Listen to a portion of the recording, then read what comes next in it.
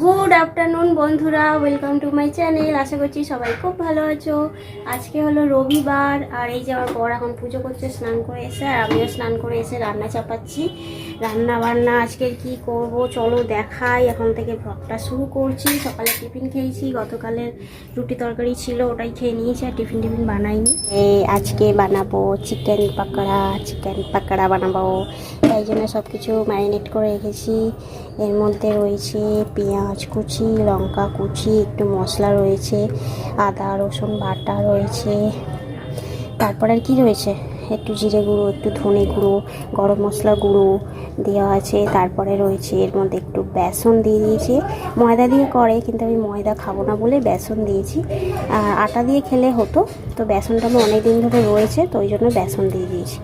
তো চলো এইগুলোকে তেলে ভেজে নিই, একটু পকোড়া বানিয়ে নিই। আর বানাবো হচ্ছে চিকেনের তো ঝোল বানাবো, আলু দিয়ে ঝোল, ওই ঝোল ঝোল করে একটু বানাবো, আর পকোড়া বানাবো।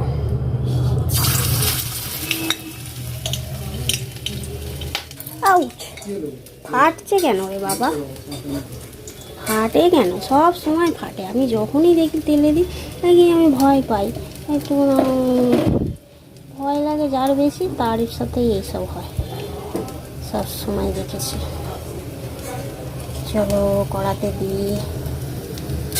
ও বাবা, ফাটিস না ভাই, ফাটিস না। ও ওই যে আমার বড় ঘরে পুজো করছে, আমি এখানে রান্না করছি, রান্না করছি রে, রান্না করছি রে। বেশ লঙ্কা রয়েছে, ফাটবি না। আস্তে করে দিয়ে করেছি যাতে মাংসটা ভালোভাবে সেদ্ধ হয়ে যায় ভিতরে। অনেক দিন ধরে আমার বড় করে বলছে চিকেন পকোড়া খাবো। আমি তাহলে বানিয়ে দিই একটুখানি। চিকেন তো ছিলই, সেই আমাদের আজকে আনিনি, চিকেনটা ছিল, তো একটুখানি ওর মধ্যে থেকে কটুকরো নিয়ে নিয়েছি, নিয়ে ছোটো ছোটো করে কেটে নিয়েছি, নিয়ে এটা দিয়ে করবো। চল হাতটা ধুয়ে আসি।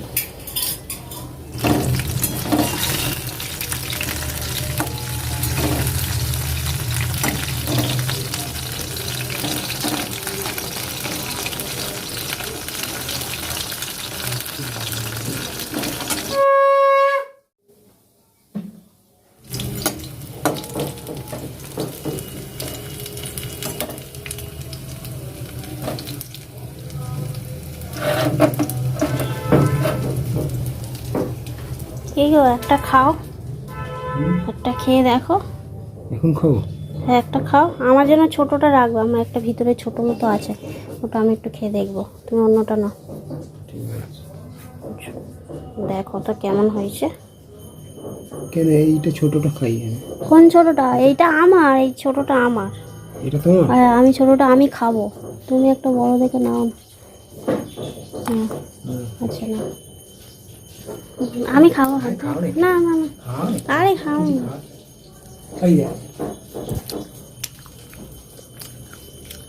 হ্যালো, ঠিকঠাক আছে? হ্যাঁ ঠিক না থাকলে এরকমই খেতে হবে, কারণ হয়ে গেছে এবারে।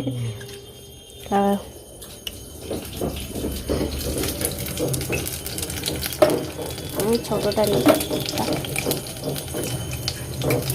এই পকোড়া রান্না তো আমার হয়ে গেছে, এবারে আমি মাংস রান্নাটাকে বসিয়ে দিচ্ছি। আর মাংসটা আমি একটু ম্যারিনেট করে রেখে দিয়েছিলাম, এতে দিয়েছিলাম একটু নুন, হলুদ আর একটু কাশ্মীরি লঙ্কার গুঁড়ো, সাথে আমি দিয়েছি কি বলো তো, একটু পেঁপের আঠা দিয়েছি, আর 2 কুচি পেঁপেও দিয়ে দিয়েছি। এতে করে কী হয় বলো তো, মাংসটা পুরোপুরি নরম হয়ে যায়। তো এতটাই নরম হয় তো পুরো হাড় ছেড়ে মাংসও বেরিয়ে যায়। তা আমার বর আবার খুব নরম মাংস পছন্দ করে, তো ওই জন্যই পেঁপেটা এনেছে, বলে একটু আঠা দিয়ে রাখো। তো একদিনকে আমি দিয়েছিলাম, দেখলাম যে এত নরম হয়েছে। সত্যি বলছি বন্ধুরা, তোমরাও যদি এরকম নরম তুলতুলে মাংস খেতে চাও, তাহলে কিন্তু অবশ্যই একটু পেঁপের আঠা দিয়ে, অল্প একটুখানি দিয়ে, মানে এমনিতে তো পেঁপেটা ধরো একটুখানি কাটলে, কাটার পরে যেটুকু আঠা বেরোয়, তো ওইটা একটু আঙুল দিয়ে ছেনে ওর মধ্যে দিয়ে দিলেই চলবে, একটু মাখিয়ে দিলেই চলবে, ব্যাস আর কিছু দরকার নেই। আর আমার মাংস রান্না করতে গিয়ে আমার মানে ওইখানটা একটা আলুও পড়ে গেছিলো, সাথে আমার আদা রসুনের যে পেস্টের যে বাটিটা ওটাও পড়ে গেছিলো, তো অনেকটা পড়েও গেছে, তো আর কি করা যাবে। তো আমার মাংস রান্না এইদিকে আমার হয়ে গেছে। এবারে আমি ভাতটাকে একটুখানি ফ্যান ঝেড়ে নেব। ভাতটা আমার হয়ে গেছে, ভাতটা একটু ফ্যান ঝেড়ে নেব, ব্যাস আমার রান্না বান্না কমপ্লিট হয়ে যাবে। আর তো সেদিনকে আমার বরের শরীরটা ভালো ছিল না, জ্বর জ্বর ছিল, সর্দি ছিল। তো আজকে আমার একটু সর্দি জ্বর হয়েছে আর কি, মানে একটু জ্বর জ্বর লাগছে আর নাকে এখন একটু সর্দি আছে আর কি বলবো। তোমরা হয়তো কথা বলছি বুঝতে পারছো কি জানি না, মানে আমি কথা বলার সময় প্রচণ্ড হাঁপিয়ে যাচ্ছি। তো যাই হোক বন্ধুরা, এখন চলো ভাতের ফ্যানটাকে ঝেড়ে নিলে আমার রান্না বান্না তো হবেই কমপ্লিট, কিন্তু আমার কিছু কাজ আছে, মানে গ্যাসটা একটু মুছবো, তারপরে এই বাসন আর এই ফ্যান ঝাড়ার যে বালতিটা ওটাও একটু মাজা ঘষা করে নেব, ব্যাস হয়ে যাবে। এই লাইট জ্বালিয়েছে, আমরা খেতে বসবো। কি যে ব্লগ হচ্ছে তার কোনো ঠিক নেই। না নেবে যা, জামা পরবো? হ্যাঁ জামা পরে নাও। এই যে আমাদের পকোড়া, এই পকোড়া পকোড়া আর হয়েছে মাংস আর উচ্ছে আলু ভাতে। আজকে আর কোনো রকম রান্না করিনি, ঝাল ফাল ভাবছিলাম ঢেঁড়সের ঝাল করতে, বলে এতেই চলে যাবে কাজ। আর চিকেন দেখো, চিকেন ও কি কালার হয়েছে গো, কালার হয়েছে। আর মাংস না ওই পেঁপের একটু আঠা দিয়ে দিয়েছে, আর পুরো হাড় থেকে সব মাংসগুলো ছেড়ে গেছে। দেখো পুরো এইটার আর কিছু আছে, এই মাংসটার আর কিচ্ছু নেই, পুরো সব ছেড়ে গেছে। দেখো এরার সঙ্গে কিছু আছে কি, আমি লেগ পিস খাবো, এরার কিছু আছে, ওই জন্য আমি দিতে চাই না। আমার বর খালি বলে একটু নরম হবে নরম হবে, ও খালি নরম মাংস খেতেই ভালোবাসে, কি আর বলি। কিন্তু মাংসগুলো হাড় থেকে ছেড়ে যায়। এই যে উচ্ছেটাকে মাখবো,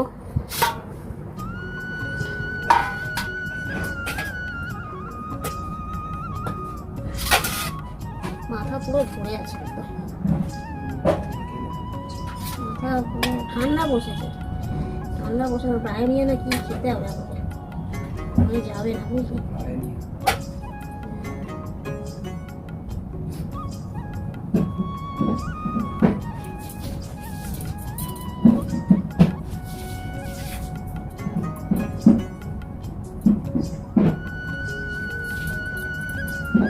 কি করুন, আলু আর একটা ভিতরে ঢুকে আছে।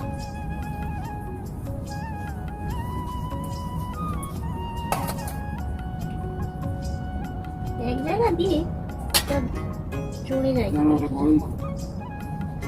তো ভাতটা তো লাস্টে করে হবে, মাখতে পারবে না, হাতা দিয়ে চাপতে হবে।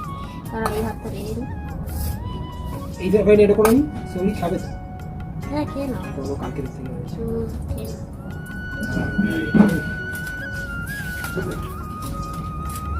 এই দানাটা তো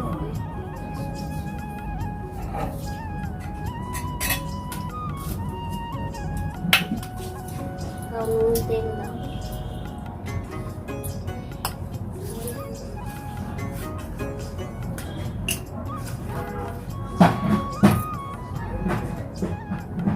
ব্যাস ব্যাস,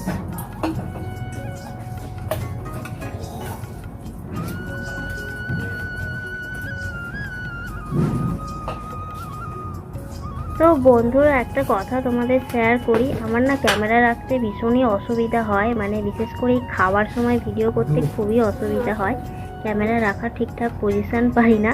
তাছাড়াও কিন্তু আমার অনেকটাই অসুবিধা হয় ভিডিও করতে, জানোই যে জায়গাটা না আছে বারান্দায় বড়, না আছে ঘরে বড়, না আছে কোনো আশেপাশে একটু জায়গা, তো আমার ভিডিও করতে একটু অসুবিধাই হয় বলতে গেলে। তো আর কি করা যাবে, এইভাবেই তো করতে হবে। তো আমি তাই দেখাচ্ছি বন্ধুরা, প্রত্যেক দিনের বল কী সব বলছি দেখো, প্রত্যেক দিনের ভ্লগে আমি যা তাই দেখাচ্ছি, আমি কিছু তো আর বাইরে বুড়িয়ে দেখাতে পারবো না, আমি যেমন তেমনটাই দেখাচ্ছি, আর তোমরা সেভাবেই আমাকে ভালোবেসো। তো এই হচ্ছে ব্যাপার। তো উচ্ছে আলু মাখা আমার হয়ে গেছে। প্রথমে সবার আগে যেটা খাই তেঁতো দিয়ে, তো তেঁতো দিয়েই শুরু করলাম, তারপরে আস্তে আস্তে এই রান্নাগুলো খাবো। আর সকালে সে কালকের মানে গতকালের সয়াবিনের তরকারিটাও একটু রয়েছে, তো ওটাও খেয়ে নেবো। ব্যাস এই রান্নাবান্না হয়েছে, তো এতেও আমাদের আজকে অনেক রান্নাবান্না হয়ে গেছে। তো আর কি করা যাবে, চলো খেয়ে নিই।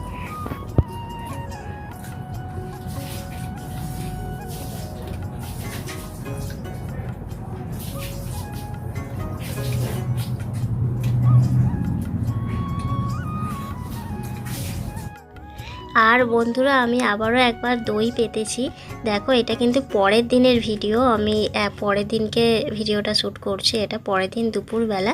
দেখতে পাচ্ছ এই বাটিটার মধ্যেও আমার দই রয়েছে, আর সাথে আমি এই ভাঁড় দুটোতে রেখেছি। আগের দিন আমি দই কিনেছিলাম, তো সেই দইয়ের ভাঁড় দুটো আমি মেজে ঘষে রেখে দিয়েছিলাম এর মধ্যে দই পাতবো বলে। তো দেখো দইগুলো কিন্তু বেশ ভালোই জমে গেছে। তো প্রথমে দুপুরেই মানে সকালবেলায় জমে গেছিলো, তারপরে আমি ফ্রিজে দিয়ে দিয়েছি। ফ্রিজে রাখার পরে আরও বেশি ভালো জমে গেছে একদম। তো এমনিতে জমেছিল, কিন্তু একদম পুরোপুরি একদম জমেনি, তবে ফ্রিজে রাখার পরে আরও বেশি জমে গেছে। তো আমার একদম পারফেক্ট একটা দই হয়ে গেছে, টক দই। আর আমরা এখন একটু দই খাবো। এখন বলতে কি দুপুরে খাওয়া দাওয়া করে তারপরে আমি এই দইটা খাবো। এটা হচ্ছে পরের দিন দুপুরবেলা ভিডিও, খাওয়ার আগে করেছি। তো এই হচ্ছে ব্যাপার বন্ধুরা। তো চলো বন্ধুরা, আজকের ব্লগটা এখানেই শেষ করছি। দেখা হবে পরে ব্লগে। যদি ভিডিওটা ভালো লাগে অবশ্যই লাইক করো, কমেন্ট করো আর সাবস্ক্রাইব করে পাশে থেকো। তো চলো আজকের মতো টাটা, সবাই খুব ভালো থেকো।